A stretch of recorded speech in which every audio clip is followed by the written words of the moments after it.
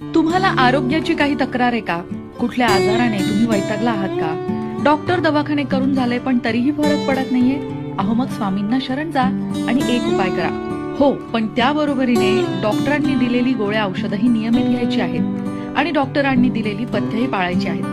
आपल्या मानसिक बळासाठी आणि स्वामींची कृपा होण्यासाठी एक उपाय करायचा आहे. एक छोटासा कलश घ्या, त्यामध्ये पाणी भरून घ्या आणि करंगळी शेजारील पोट अर्थात अनामिका त्यात बुडवून स्वामी अथर्व शीर्ष म्हणा. हे सकाळी आणि संध्याकाळी करायचंय आणि ते अभिमंत्रित केलेलं पाणी आजारी रुग्णाने प्यायचंय, आजारी व्यक्तीने प्यायचंय. त्यामुळे स्वामी नक्कीच मार्ग दाखवतात आणि तब्येतीत फरक पडतो. पण त्याबरोबरीने डॉक्टरांचे उपचार चालू ठेवायचे आहेत. जेव्हा डॉक्टरांच्या उपचारांना यश येत नाही तेव्हा ईश्वराला शरण. श्री स्वामींचा तारक मंत्र हा खास सुखाची अनुभूती देऊ शकतो असं सांगितलं जातं. या मंत्रामुळे मानसिक आणि शारीरिक आरोग्यावर सकारात्मक परिणाम सुद्धा जाणवू शकतो. मनातील भीती, चिंता, नकारात्मक विचार, तणाव सुद्धा कमी होतो.